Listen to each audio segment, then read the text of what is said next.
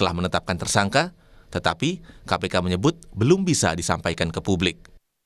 Penetapan tersangka berdasarkan pengumpulan barang bukti dan penyelidikan usai penggeledahan.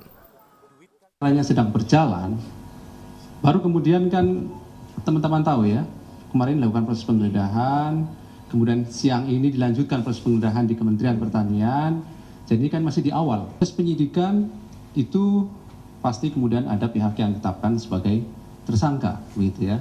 Namun siapa tersangka atau para tersangka yang sudah ditetapkan tersebut pada saatnya nanti pasti kami akan umumkan secara resmi, begitu ya. Meski begitu, bila ditelusuri jejaknya, pada Juni lalu KPK telah membuka penyelidikan pada Kementerian Pertanian pada beberapa kasus, salah satunya jual beli jabatan di kementerian. Menteri Pertanian Syahrul Yassin Limpo sebelumnya pernah diperiksa Komisi Anti Rasuah pada Juni 2023. Saya tetap akan kompromi, akan kooperatif, kapanpun dibutuhkan saya siap hadir. Saya kira apa yang dilakukan KPK sudah sesuai dengan SOP, sesuai dengan prosedur, dan saya sudah menyelesaikan semuanya itu dengan apa yang saya bisa jawab. Hingga kini, ada puluhan ASN di Kementerian Pertanian yang telah diperiksa KPK. Tim Liputan, Kompas TV. Jurnalis Kompas TV Rangga Indrajana sudah berada di gedung KPK Jakarta. Selamat siang Rangga, apa alasan KPK masih belum mau menyebut nama yang sudah ditetapkan sebagai tersangka? Mengingat statusnya ini juga kasusnya sudah naik menjadi penyidikan, Rangga.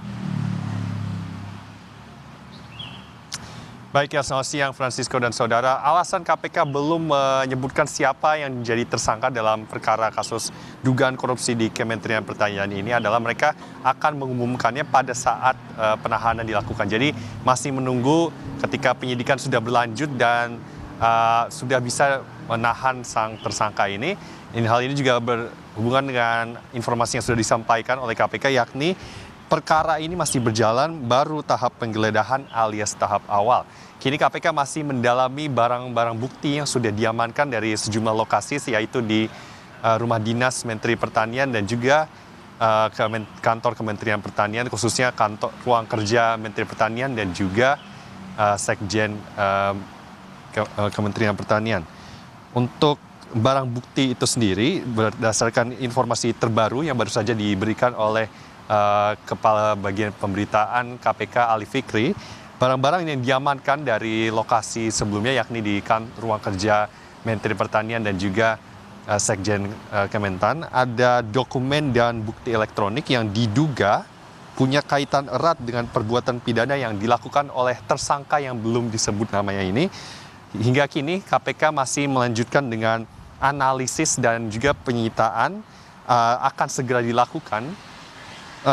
Untuk hasilnya akan dikonfirmasi sesudah KPK melakukan panggilan para saksi dalam waktu yang belum ditentukan. Karena sekali lagi Francisco dan saudara, hingga detik ini KPK masih mendalami dan menganalisis barang-barang bukti yang sudah diamankan dari sejumlah lokasi sebelumnya. Francisco?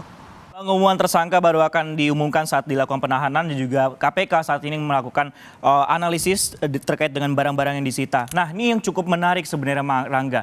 Kasus apa yang sedang disidik KPK ini mengarah di Kementerian Pertanian ini apa sebenarnya? Karena informasi terakhirnya ada sejumlah kasus, salah satunya adalah jual beli jabatan di Kementerian Pertanian. Kasus apa sebenarnya, Rangga, ini?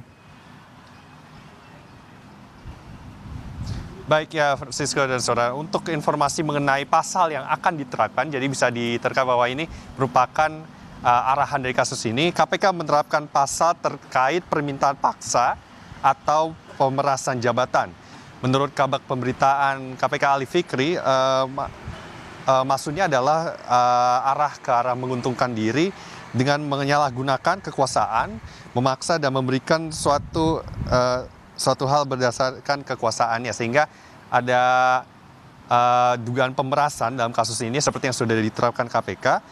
Dan juga KPK selain itu berdasarkan penyelidikan sebelumnya dari 14 Juni lalu ada dugaan penyalahgunaan laporan, suap menyuap dan juga gratifikasi. Namun sekali lagi KPK masih mendalami barang-barang bukti dan juga tentunya mereka akan memanggil saksi sesuai keperluan. Dan berdasarkan informasi terakhir memang pada Juni lalu KPK memanggil 49 ASN untuk dimintai keterangan, termasuk Menteri Pertanian Syahrul Yassin Limpo.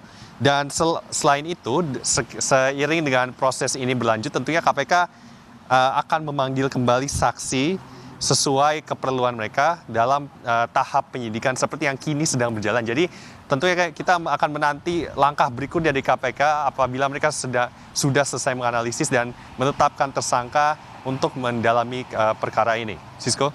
Jajaran aparatur sipil negara di Kementerian Pertahanan dan juga menterinya diperiksa oleh KPK dan kami akan nantikan bagaimana pengumuman tersangka yang akan dilakukan oleh KPK. Terima kasih atas informasi Anda, Rangga Indrajana, yang melaporkan langsung dari KPK.